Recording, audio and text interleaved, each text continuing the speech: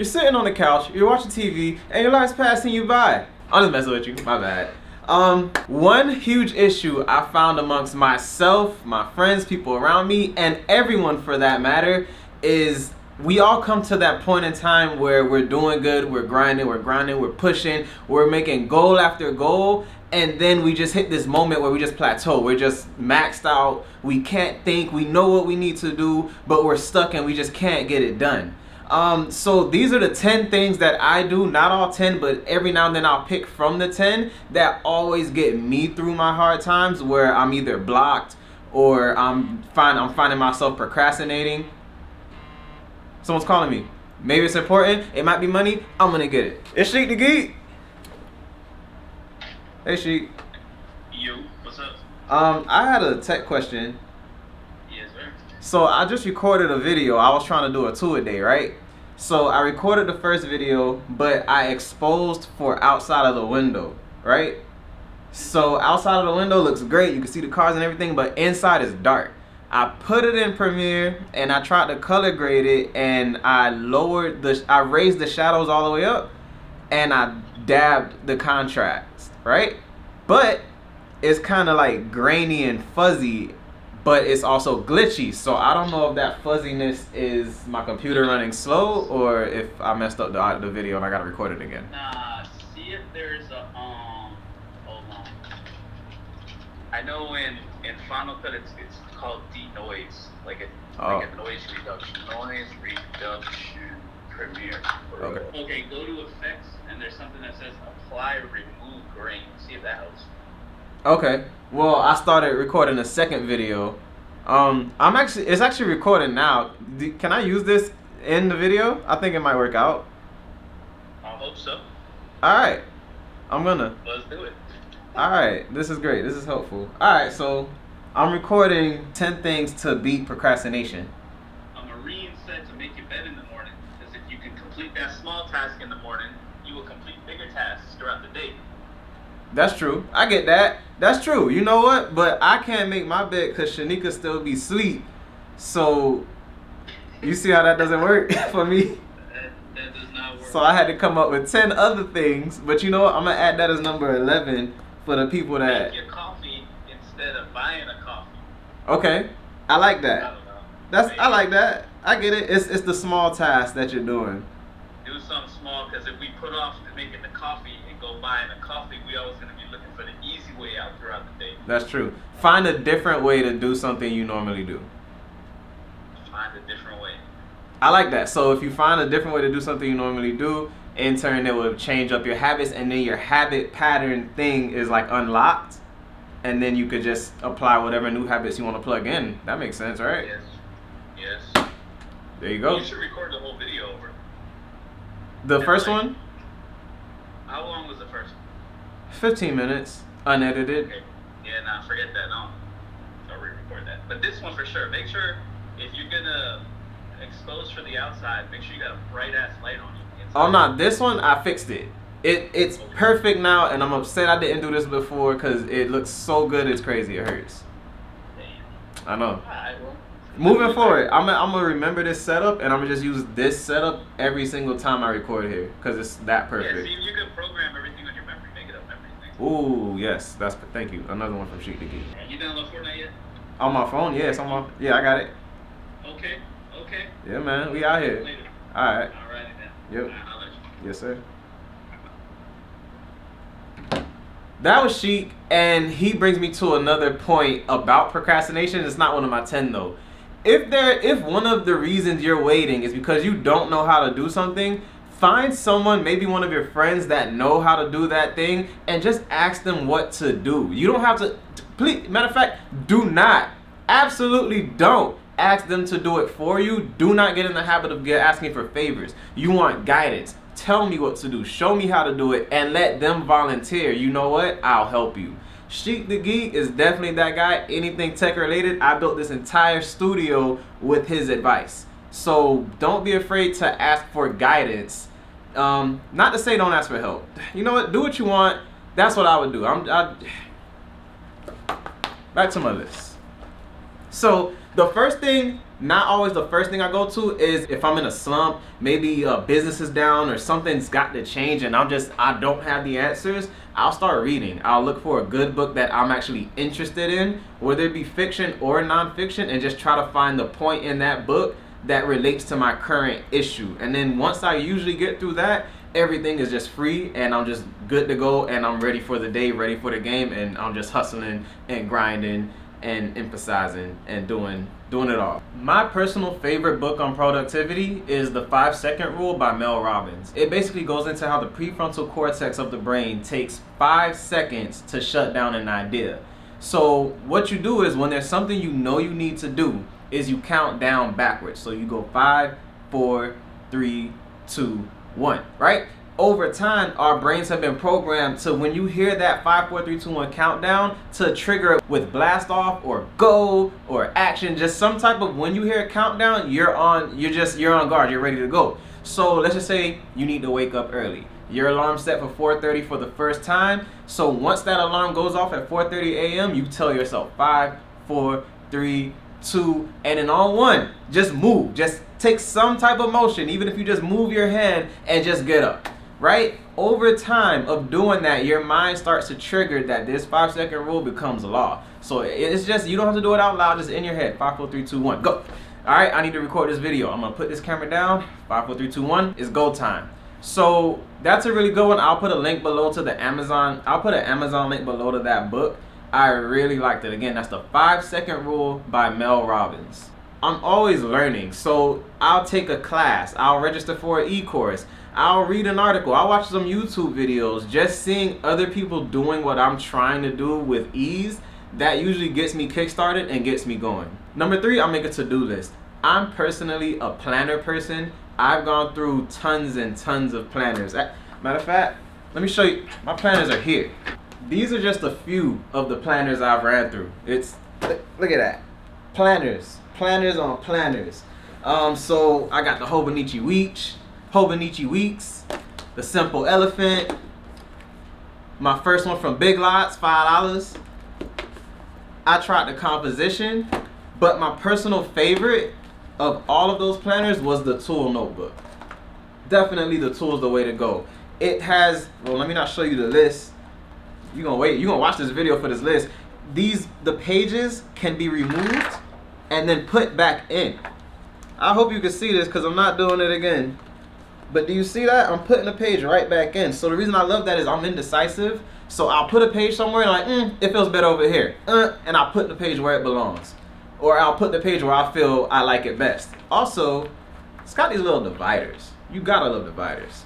To-do lists really help me see what the priorities are of the day. And sometimes I'll see a long, extensive to-do list, look at the things on it, and I'll either be like, that's not that important. Why am I stressing over that? Let me do that another time.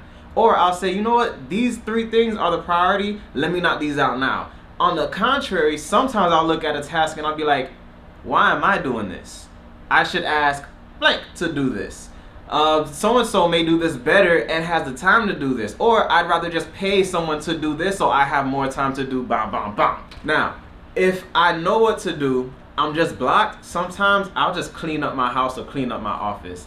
Oftentimes when I'm in a mess and everything's everywhere and I don't know where everything is, my mind is equally messed up and messy, and sometimes just cleaning everything up, putting everything back where it needs to go in life, puts everything back where it needs to go in my head. And once my house or my office is clean, my mind is clean, and I know exactly what to do the next day. I wake up bright and early, ready to go. While I'm cleaning, if I'm really, really blocked, I'll do rearranging. Sometimes my wife hates it. Sometimes she yells at me for not knowing where things are, but it really helps me because once I rearrange something, it changes a certain pattern in my head, and that change in pattern unlocks my habits. I guess it's like a habit key.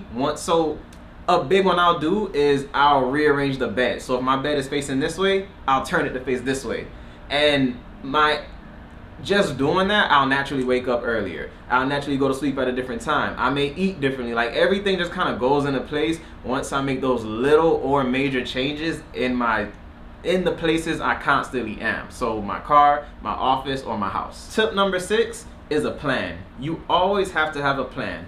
But there come those times where you executed the plan you had, and now you're freaking out because you don't know what to do. You had a mission, you spent so long getting to this mission, you didn't realize the little baby steps you were taking along the way that added up to where you are now, and it feels like you just got here in a flash. Now you don't know what to do. So come up with a new plan. I always recommend every few years you redo your vision board or rewrite your goals, just to make sure you're on track, ahead of track, or making sure you're not going to get stagnant or hit a point where you feel like you've done it all and don't know where to go. Tip 7, when all else fails and I just can't clear my mind, I can't clean up, I don't have the energy to do anything, I'll just accept it, listen to my body, and I'll just chill. So I would look at it as a situation where your body may be telling you I'm overworked.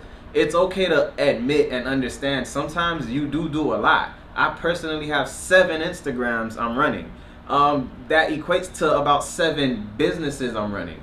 And though the investment property gurus is my baby and where it all stems from, everything comes full circle, and it's this big network of people and companies and clients and vendors that I'm managing, and friends, and just these different emotions I have to be. So I'm happy on this call, I'll jump on this call and they're angry. I'm over here and I gotta yell at someone. So it really takes a toll on you. So the times when you just feel flat out, I can't talk to anyone, I don't want to do anything, when your phone rings you cringe, take a step back, listen to yourself, and just chill. Do whatever makes you happy, even if what makes you happy is to do nothing. My favorite thing to do is just to sit home.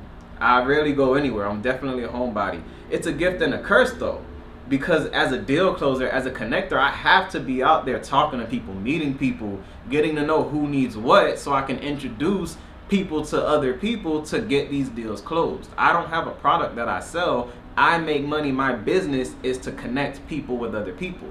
On the note of tip 7 being to chill, while I'm out, it brings me into tip 8.